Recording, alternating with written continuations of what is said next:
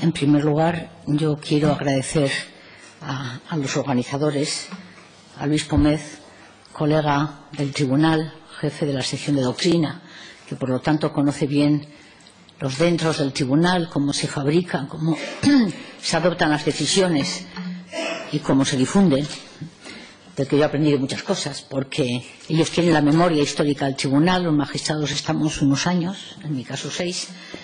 pero salimos con la experiencia gratísima de lo que es el trabajo profesional de alto nivel, con un apoyo excelente de los expertos que son letrados. Por ello, le agradecí especialmente que me invitara, y tengo que agradecer también a José Tudela Aranda como director de este centro, como creo que fue promotor, propulsor de esta fundación que surge tras el dolor de un terrible asesinato. Y eso me produce también especial emoción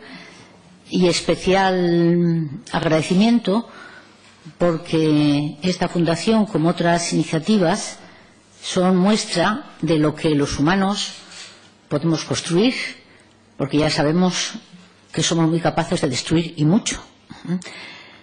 El tener la habilidad, el liderazgo, la persistencia y el acierto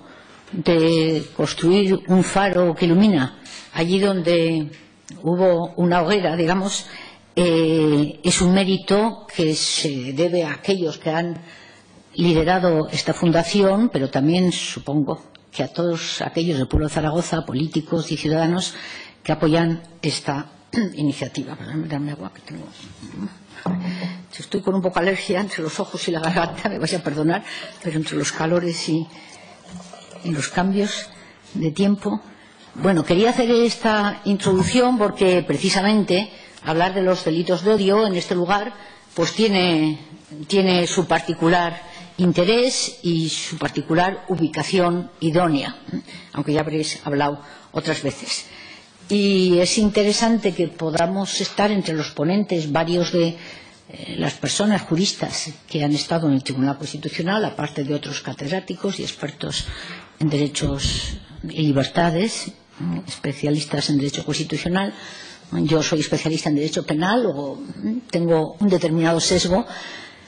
que será completado por la intervención de los demás. Pero digo que es especialmente grato porque tuve la ocasión de coincidir con quienes eran becarios en el servicio de doctrina bajo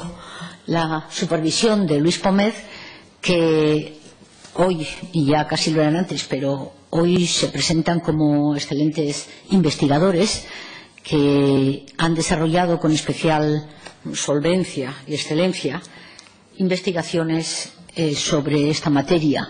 con acopio de información de lo que se debate y se discute más allá de nuestras fronteras, porque este tema del discurso del odio evidentemente no es un tema que afecta a nuestro país, aunque en relación al tema del terrorismo podemos decir que hemos visto discursos del odio cuando todavía no los tematizábamos como tal, y por lo que ahora diremos tampoco estrictamente los conceptuaríamos dentro de lo que hoy vamos a decir que es el discurso del odio, pero estaba empezando a decir que efectivamente tiene que ver con momentos de destrucción, pero el discurso del odio es un expediente, un concepto que se ha ido elaborando sobre todo en Europa. Por supuesto que también Naciones Unidas y otras instituciones han aportado elementos de este término, que pretende ser un concepto, pero que se resiste a ofrecer suficientes rasgos cerrados como para que entendamos todos qué queremos decir cuando hablamos de discurso de odio, porque este es uno de los aspectos que van a ser aquí tratados. Cómo construimos conceptos con palabras que, si son equívocas desde el principio, a veces nos desorientan más que orientarnos, y da la necesidad de retomar el concepto para saber de qué hablamos y cómo reaccionamos ante los discursos del odio, con qué instrumentos, con qué proporcionalidad, con qué funcionalidad. Porque cuando hablamos de odio estamos hablando de emociones, y esto ya indica que estamos en un campo problemático, ¿no?, donde la emoción puede corregir o desviar las metas o las formas más idóneas para tratar una problemática. En la delimitación de los conceptos quería decir precisamente el ámbito europeo es aquel donde este concepto se ha desarrollado por los tribunales, pero por sintetizar ahora en esta breve intervención para ir dando paso a la discusión, es el lugar donde el discurso del odio se ha reconocido como una de las manifestaciones que permiten limitar la libertad de expresión, una de las formas de manifestación que por los mensajes que transmiten y el daño que causan, ahora veremos de qué tipo, pueden considerarse excepciones al legítimo ejercicio de la libertad de expresión. O sea, es legítimo limitar el ejercicio de un derecho, de una libertad, como es la libertad de expresión, cuando estamos en el discurso de odio. ¿O no? En Europa, con una tradición que proviene de la Segunda Guerra Mundial de víctimas de holocausto y de víctimas de persecución, se ha aceptado desde hace muchas décadas que esta es una limitación idónea y que por lo tanto el discurso del odio debe proscribirse. A veces muy a menudo, cuando hablamos de proscribir un discurso o una acción, estamos pensando en penarlo y castigarlo, y es al final lo que se está haciendo con el discurso del odio. Pero originariamente debemos tener siempre en cuenta que cuando se proscribe una conducta o se quiere limitar, no es solo el instrumento penal el más idóneo, sino que hay otras vías, y esto hay que tenerlo siempre presente, porque en lo que vamos a hablar, en los temas que vamos a tratar, sobre todo en la segunda mesa, se hablará de esta problemática.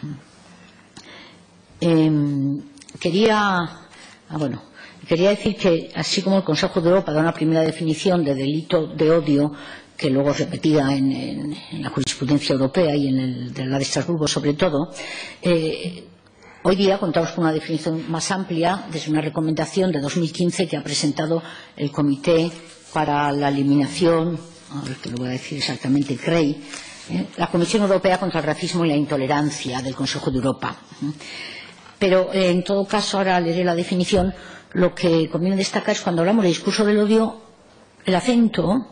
no está en el odio, y es que esta palabra casi coloniza el significado de lo que queremos decir. Cuando hablamos de discurso de odio, hablamos de cualquier gesto o forma o actitud que pueda identificarse como un acto de menosprecio grave, humillación, hostigamiento contra, y aquí va la delimitación, contra una persona o grupos de personas por razón de su pertenencia a una identidad colectiva, a un colectivo con determinados rasgos identitarios que tienen que ver con su pertenencia a un grupo identificado por razón de la etnia o raza, etnia cultural o raza, aunque esto queda anticuado, pero bueno, nos entendemos, religión, ideología,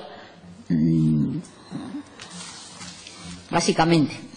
en las primeras formulaciones. Porque esta formulación responde a la búsqueda de construcción de conceptos para luchar contra el racismo y la xenofobia. El discurso de odio se ubica en el ámbito de la política contra expresiones y actuaciones xenófobas y racistas, que significan o que remiten a las experiencias europeas de exterminio, de facto. Y digo que esto es característico de la tradición europea porque, como sabemos, y los que conocen esto lo saben mucho mejor que yo, más allá del océano,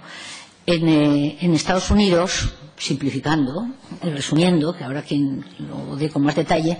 en Estados Unidos la aceptación del discurso del odio como límite a la libertad de expresión se ha encontrado con muchos mayores problemas, porque la consagración de la primera enmienda de la prohibición de intervención estatal frente a las convicciones religiosas o la libertad de expresión u otras ha llevado a los norteamericanos a identificarse con este precepto de tal manera que en primer lugar, la libertad cívica, la libertad individual, la libertad de opinión y la expresión de la opinión como conformadora de una democracia donde el mercado de ideas, de opiniones, se subraya, construye una sociedad vigorosa, de debate, diversa. Es algo tan preciado que cualquier límite a la libertad de expresión ha sido mirado con recelo, salvo ciertas épocas de las que ya hablaremos, la época, o ya hablarán a lo largo de este seminario, ¿no? La época del macartismo y la época de la persecución de aquellos que consideraban que eran enemigos porque eran comunistas o sindicalistas. Pero pasados los años 60 se vuelve a retomar la búsqueda del mayor reconocimiento de la libertad como pilar de la democracia y se admiten como legítimas, aunque duelan, aunque sean hirientes, aunque resulten hostiles, expresiones no ya como la quema de banderas,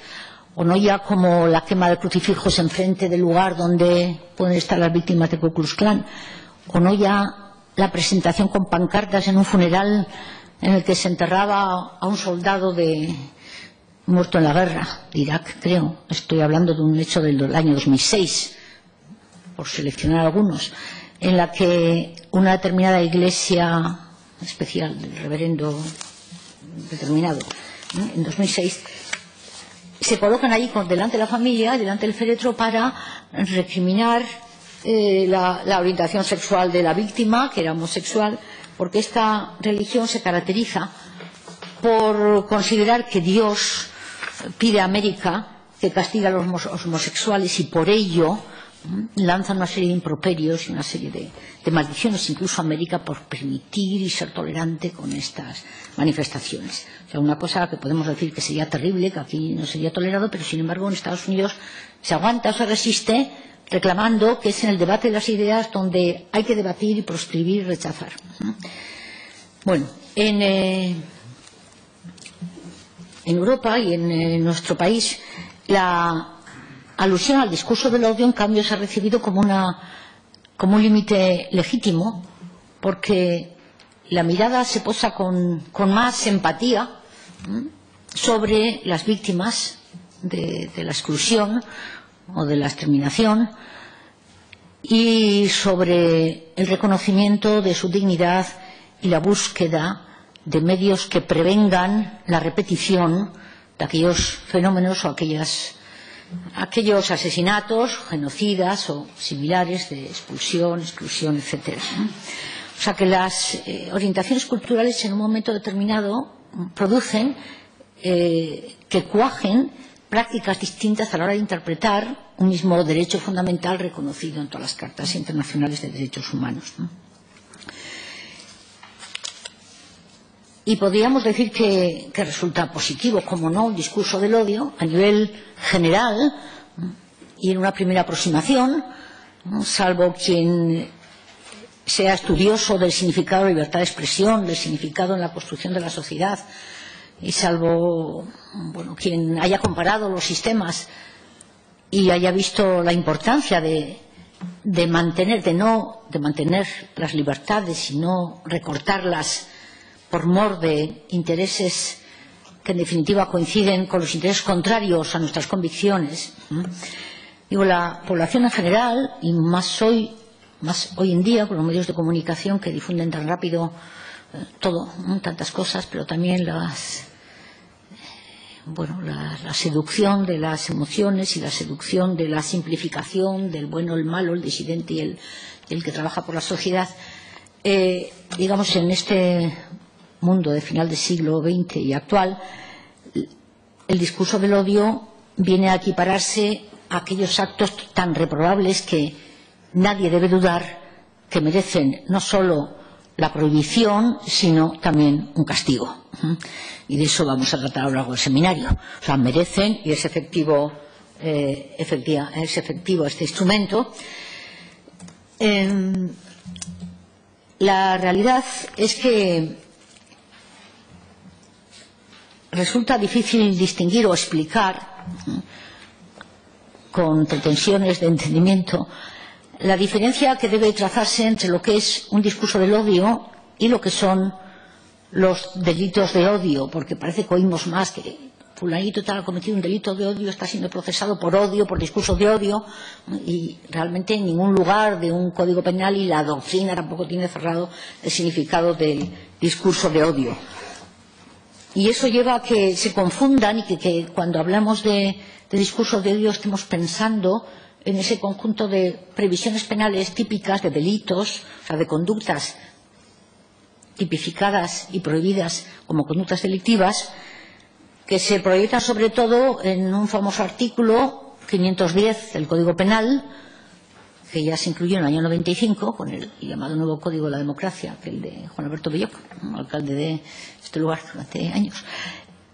magistrado en la Audiencia Provincial de Bilbao, que es donde yo lo conocí durante bastantes años también.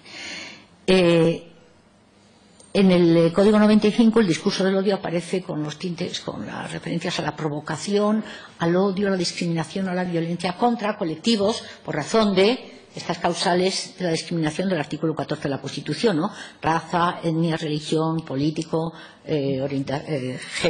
género también estaba entonces, ¿no estaba? No estaba incluido ahora. Bueno, es un precepto que se ha ampliado recientemente al que ahora aludiré. Y además un precepto que resulta muy novedoso porque constituye un adelanto de la intervención de la ley penal a estadios que no son los de la preparación de un delito en sentido estricto, ni siquiera exactamente la provocación pública en un contexto en el que se prevé con alto grado de probabilidad de que aquello prenda, que la chispa prenda, sino que estamos en otro estadio un poco distinto, aunque a veces sí puede coincidir con un estadio adelantado, ¿no? Pero eso plantea la crítica de los penalistas o de los juristas, que sabemos que el derecho penal debe tener unos confines limitados, porque si se extiende, se confunde, se desciviliza el derecho, y utilizamos el derecho como instrumento comunicativo y pedagógico más que como instrumento eficiente. Y además la mente se obnubila, porque ante la excelencia y la magnificencia del derecho penal, que puede llevar a la cárcel y anatemizar al responsable, parece que las demás medidas serían de segundo rango y que no somos suficientemente drásticos y firmes con el rechazo al odio, a la discriminación, etcétera, ¿no? O sea que los legisladores tienen un problema ahora de saber cómo tratamos esto. Pero la población también, ¿no? Lo que ocurre es que la población, y en general las tertulias, van a ir fácilmente inducidas a ir a la respuesta máxima, ¿por qué no? El Código Penal. Bueno, el 510 es el típico, la típica figura amplia, indeterminada, muy criticada por esa indeterminación, que se incluyó en el año 95 y que a lo largo de estos 20 años, 20 y algo, ha sido aplicado de facto muy pocas veces. Son 5 o 6 casos, alguno me dirá concretamente si alguno más. Sin embargo, sobre todo en los últimos años, estamos oyendo constantemente que a Wyoming ya, ¿cómo se llama? Ya Dani Mateo. Les han imputado, les han tomado declaración por una denuncia de una asociación franquista por haber expresado unas opiniones sobre el Valle de los Caídos, y eso podía ser un delito de enaltecimiento o de humillación a las víctimas, o a humillación a... No sé cómo está planteado exactamente, vosotros me diréis cómo se ha planteado la denuncia, pero desde luego es por la forma despectiva con la que se aludieron al Valle de los Caídos y por lo tanto a la memoria de aquellos y a la contienda, a los que están ahí enterrados, etcétera. Es decir, se ha convertido la referencia al discurso del odio en una especie de arma arrojadiza para lanzarla contra aquel que lanza un plátano a aquel futbolista, a Dani Alves, en el Madrigal, porque es una expresión insultante, parece. O, el caso de Stauria, al que ahora me referiré, que fue objeto de castigo por enaltecimiento de terrorismo. Tenemos el caso de Varela, de la librería Europa, el Calqui, hay unos cuantos de los que se irán hablando a lo largo de las siguientes intervenciones, y yo no me voy a detener a ellos. Pero lo que quería decir, además del 510 que aparece como centro, conectados con la idea que evoca el discurso del odio, encontramos otros preceptos que arrastran un poco más historia y que tienen que ver, bueno, pues con los delitos contra el honor, pero los delitos también de humillación de las víctimas o de enaltecimiento del terrorismo, porque todo ello puede aparentemente situarse en esa progresión de estadios que reconocemos como formas de comunicación que envían mensajes preparatorios del mantenimiento o del incremento o de la creación de actitudes de exclusión de determinados colectivos, porque les atribuimos defectos, debilidades, animadversiones, en definitiva, características que les hacen inferiores a los otros, que les obligan a estar supeditados o a no disfrutar de nuestros derechos. O sea, un camino de preparación, como sabemos tanto como sabemos que ocurre, por supuesto, también en el terrorismo, por supuesto, también en la exclusión en otro tipo de delitos que acaban con violencia y que requieren un campo de preparación, de etiquetamiento de aquellos que pertenecen al colectivo que se quiere excluir o sobre el que se proyectan nuestros odios o nuestros complejos o nuestros deseos de superar otros problemas, pero que terminan convirtiéndoles en víctimas propiciatorias. La previa exclusión, el previo desprestigio, la humillación, la hostilidad, los estadios y los procesos son similares. Podemos pensar en el acoso escolar, podemos pensar en el acoso laboral, en el stalking. La forma como la palabra puede dañar, mermando la autoestima y la capacidad de participación de ciertas personas y ciertos grupos. En principio, aquellos que históricamente no han podido participar en igualdad de condiciones respecto a los grupos generales, dominantes, los normales, nosotros. Ese protocolo, digamos, ese camino, ese íter, es similar. Por eso, a menudo confundimos, y cuando se habla de discurso de odio, se incluyen distintas formas de hostilidad hacia otra persona por razón de rasgos de identidad, a veces buscados, a veces no, y en ese campo parece que circula lo que evoca, o lo que decimos que es discurso de odio, y eso es cierto, y en el derecho penal iremos viendo que cuando ha intervenido en relación a manifestaciones algunas de esta clase,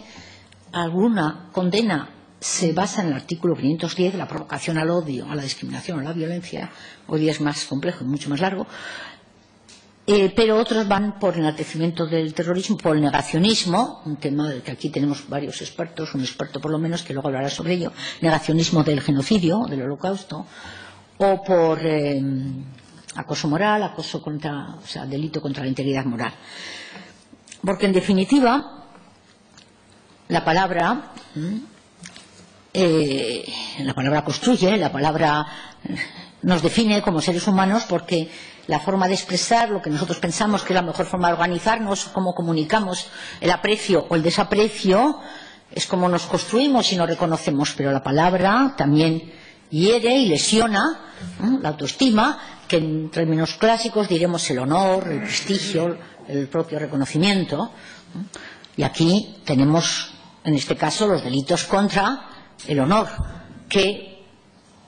según cómo se produzcan esas manifestaciones, van a constituir un límite a la libertad de expresión. Pero esta es una temática muy tratada y en la que no vamos a ahondar tanto. Pero es verdad que la palabra que insulta, y lo hace de una forma que no encuentra justificación proporcionada como para que pueda salvarse por la preferencia en un juicio ponderado de la libertad de expresión, pues podrá ser reprimida como injurias. Pero bueno, esto da lugar a otra problemática. Pero la palabra también atemoriza, asusta, y ahí estamos en el campo de las coacciones o de las amenazas, del hostigamiento, que está muy cercano a lo anterior. Aquellas palabras, actitudes, formas de nombrar, de menospreciar, que producen un efecto real en la forma de comportarse luego de aquellas personas que alguien pretende que queden en segundo plano y a por ser que se vayan a poder ser, a saber si viene otro y los destruye, ¿no? O sea, eso es lo que hacemos los humanos y a veces no nos damos cuenta cuando se está cociendo un clima de exclusión o de odio que puede terminar en palabras mayores, ¿no? Eso la historia lo repite y lo conocemos. Cuando esa atemorización, claro, tiene visos de que efectivamente puede acabar en ese efecto de atemorización, pues será un límite a la libertad de expresión con determinadas condiciones, ¿no? Y la palabra, por supuesto, también puede no solo herir o amedrentar, sino preceder actos más graves, porque una palabra puede contener una provocación, una orden, etcétera, ¿no? Ahí estamos en un campo que es el propio del derecho penal, que respecto a conductas graves siempre se ha castigado la proposición, la provocación pública, con la instigación, inducción, etcétera. Bueno, ¿dónde incluimos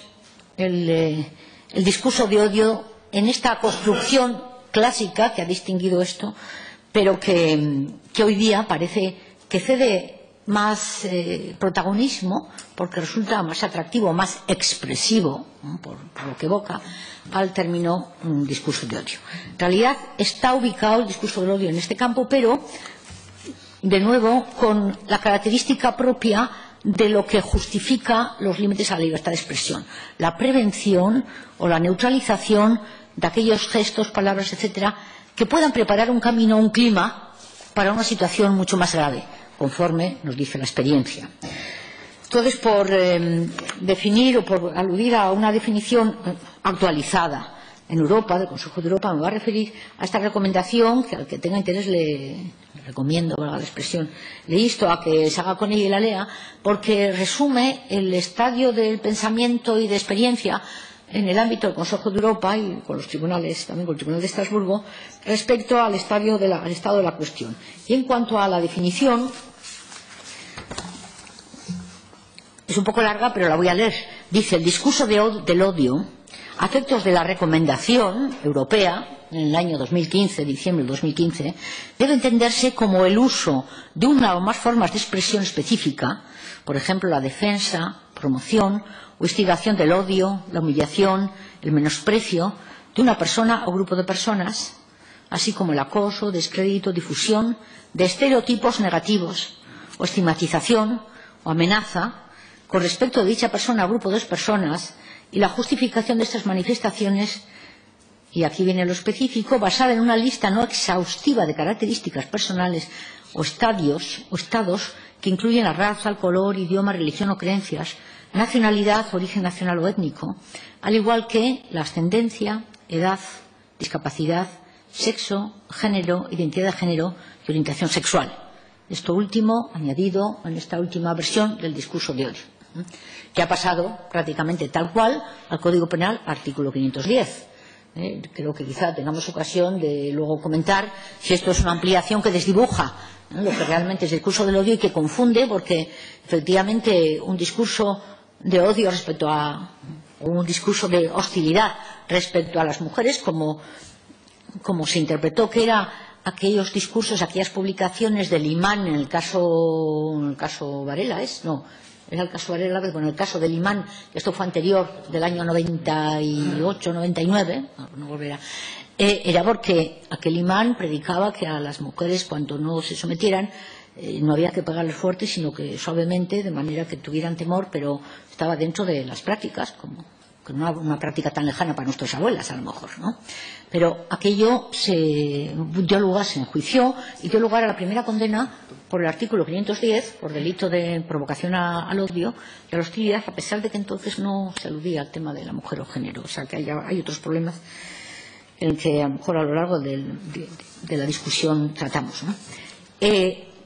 Quiero subrayar, por lo tanto, que los elementos esenciales a efectos de la recomendación son aquellos que delimitan estas causales de estos grupos que son vulnerables, históricamente vulnerables, o históricamente en el contexto actual, porque a lo mejor hoy son algo distintos de los de antes, o los reconocemos de otra manera,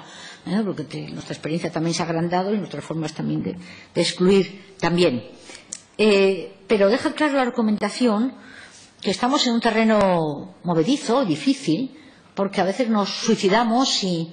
damos una prevalencia a la penalización de manifestaciones que nos molestan, que pueden expresar odio, pero que sin embargo son a la vez expresión de la disidencia, de la crítica, o expresión artística underground, conforme a un lenguaje que a una mayoría no le gusta, pero que es la manera de explotar o de escandalizar o de provocar. Y hay que saber interpretar el contexto y el efecto que puede producir una misma expresión, como las injurias, en un contexto y en un momento temporal, a diferencia de otro contexto y de otro momento temporal.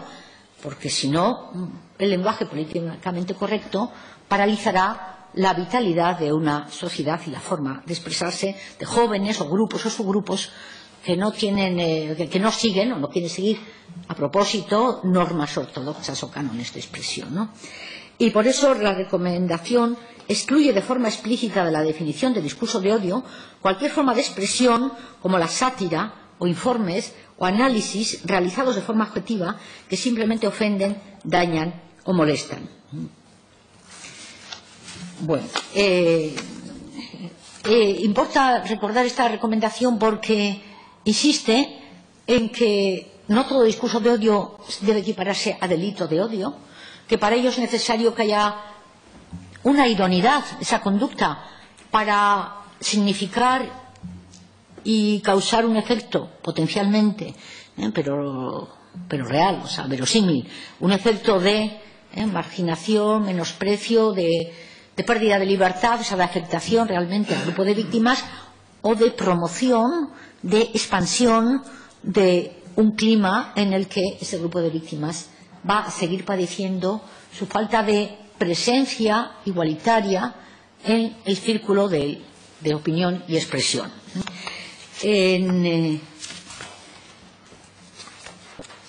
Y dice también la recomendación que a la hora de interpretar crear tipos penales debe reservarse para lo más grave, para lo más grave y de una serie de criterios, y luego a la hora de interpretar hay que tener una serie de elementos a tomar en cuenta: quién habla, desde qué púlpito, que sea públicamente, dice el 510, que públicamente incite, directa o indirectamente, tal. Quién es el destinatario, jóvenes, no jóvenes, cómo estaba el clima, cuándo, en fin, el grosor de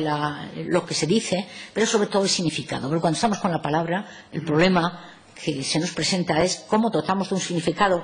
que interpersonalmente, es decir, que a varias personas que escuchan, les permita identificar como ese discurso cargado de dinamita o cargado de ironía, que más allá de expresar un descontento o una crítica, se orienta y tiene capacidad de lograr ese efecto de exclusión, etcétera, ¿no? Dentro de un conjunto. Pero aquí estamos también, como pasa con el acoso, como pasa con otras conductas que son colindantes, aunque no se refieren exactamente a colectivos, que es que la acumulación, la reiteración, no sabemos, aunque la reiteración del insulto, del acoso, de la petición, del ataque a la dignidad, es lo que produce el efecto, no solo un acto, sino la reiteración, sea por la misma persona o sea por varios, cuando hay un clima, ¿no? O sea que este elemento también importa, ¿no? De manera que tenemos criterios para delimitar lo que es el delito de odio. Lo que ocurre es que fundamentalmente los tribunales, pero también las personas en general, denuncian, o los periodistas, o quienes denuncian o que se sienten afectados, han dado el paso a denunciar cualquier discurso cargado de crítica o de insultos, pero no siempre identificable como el discurso de odio en sentido estricto, que pueda considerarse contrario, es decir, o incompatible con el ejercicio de la libertad de expresión. Entonces, quería poner esto de relieve porque la realidad es que incluso en la interpretación de la jurisprudencia de los tribunales, tenemos en los últimos años, basta con coger el periódico, yo hoy mismo, al final lo he dejado por ahí, en la prensa de hoy venía que hoy se imputaba a no sé quién, que había lanzado como 40 o 50 tweets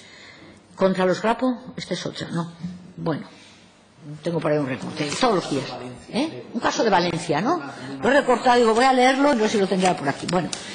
Recientemente, en mayo, en un caso similar, aquí lo tengo, un arrestado por publicar cientos de tweets homófobos. La asociación Arcópoli dio la primera voz de alarma tras detectar los primeros mensajes homófobos. Hay que construir barracones, poner duchas con gas ciclón, eliminar a los homosexuales como si fueran cucarachas. Hay que crear centros de educación moral, tal. Efectivamente, un discurso incendiario, tal. Pero bueno, tenemos otros que puedan ser más discutibles, que sean incendiarios y que han sido objetos en algunos casos de absolución y en otros casos de condena. Yo quería referirme, o sea, que solo quería dejar aquí sobre la mesa, porque creo que Luis va a continuar algo con ello, como tenemos sentencias de casos que en primera instancia han sido absueltos porque la Audiencia Nacional consideró, en primera instancia, que el César Lehmann, el famoso cantante o representante de Strawberry, otro grupo musical, ¿no?, que es compositor, guionista, satírico, literario, tal, había también mandado X tweets que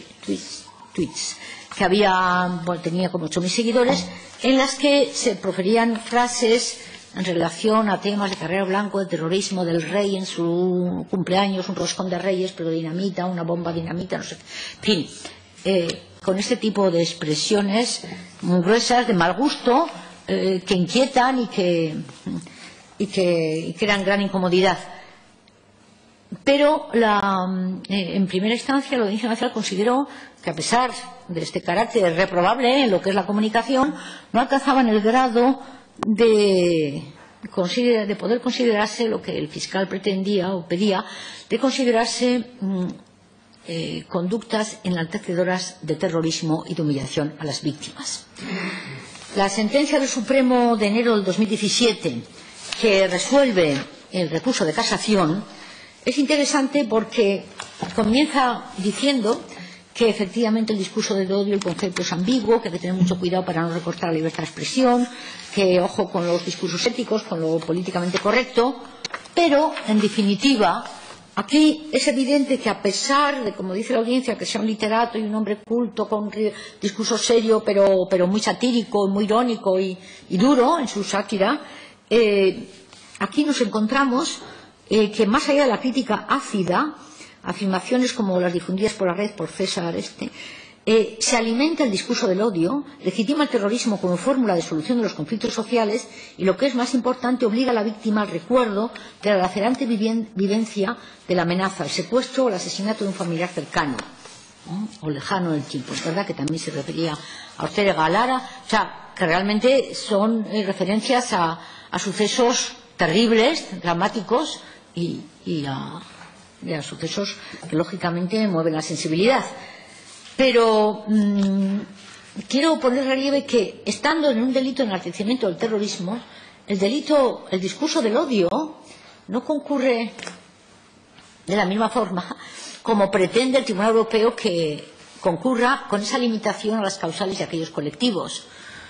Porque claro que las víctimas del terrorismo merecen y requieren pues lo que se hace con esta fundación, no solo la atención, sino el apoyo y la protección, etcétera. Pero, como los casos donde se alude a Carrero Blanco y todas las sátiras al respecto, no estamos haciendo referencia, como por ejemplo se podían hacer a futbolistas, otros, no estamos en colectivos vulnerables históricamente. Estamos en delitos muy graves de terrorismo y enaltecimiento del terrorismo. Pero esto no es discurso del odio. Con ello quiero insistir lo siguiente. Yo critico, desde la sana crítica jurídica, una argumentación que, basándose en que se puede constatar que se destila odio con estas expresiones, basándose en que aquí hay discurso del odio, se renuncie a hacer el examen de los elementos típicos, de los elementos de la descripción de lo que es enaltecimiento, para concluir, como esto es un discurso de odio, esto no es legítimo. Punto. Castigo por enaltecimiento. El enaltecimiento y la humillación de víctimas requieren también ir al contexto, ir a su significado y desgranar la comunicación para dejar claro que estamos aquí en la discusión con la libertad de expresión, etcétera. Esta es una sentencia discutible. En mayo de este 2017, en cambio, encontramos otra sentencia en la que se absuelve otro ponente en el caso de una persona que, a través también de Facebook, hace una apología de los Grapo. Entonces viene a decir, aquí se absuelve porque se dice esto ya está pasado, realmente no hay ningún efecto, es un recuerdo, por supuesto no se puede compartir, pero esto no es enaltecimiento del terrorismo en esta circunstancia hoy. Y otra sentencia que también opta por sustituir el análisis detallado de lo que debe concurrir para delito de odio y lo sustituye por una afirmación genérica que esto también es odio, es una sentencia del año pasado del Tribunal Constitucional, de la 177 del 2016, que trataba de estimar o no, y se desestimó el amparo de los condenados por haber quemado unas fotos de los reyes en Cataluña después de una manifestación con motivo de visita del rey, una manifestación contra los Borbones. Borbones, 200 años fuera Borbones y demás. Después de la manifestación toman unas fotos, las ponen boca abajo y las queman. En primera instancia se absolvió porque se consideró que era una manifestación crítica, estaba dentro del típico caso de la libertad de opinión. La jurisprudencia europea en estos casos, cuando se trata de personajes públicos, políticos, incluso el rey, porque tenemos antecedentes, como el caso aquel del insulto, de apelar, en fin, del caso de Otegi, que llamó torturador al rey y demás. Estrasburgo dijo que estamos en el campo de lo político, claramente, por lo que representa un personaje político, incluso un representante institucional, y aquí estamos en un caso prácticamente similar. Como el tribunal era consciente de que no podíamos decir que esto es un delito de injurias a la corona, que es lo que pretendía el fiscal, que es por lo que se condenó en el Tribunal Supremo, y en instancia, se acude a este expediente del discurso del odio para decir a lo largo de la sentencia, más de una ocasión, que quemar a alguien es más o menos anticipar o expresar que se quiere que desaparezcan y que se les ejecute. Entonces aquí empezamos a interpretar, a hacer un análisis de cómo se puede entender, y se dice: cualquiera que vea cómo queman las fotos puede considerar que efectivamente sería bienvenido que alguien ataque a los reyes. Igualmente, las personas que sean monárquicos o los propios reyes van a sentirse intimidados. Todo esto es el discurso del odio. No es el prototípico, pero es discurso del odio. Como discurso de odio no queda amparado por la libertad de expresión. Por lo tanto, no le doy amparo, pero de mientras, como dicen los votos particulares, uno era mío, bueno, ahí está, lo pueden leer, otro más detallado es del magistrado Siol, otro que insiste en que esto es perfectamente compatible con la libertad ideológica, y no al contrario, es la magistrada Encarna Roca, y el que tenga interés puede ver cómo realmente los que disentíamos de esa forma de analizar lo hacemos porque se convierte en esa argumentación, respetando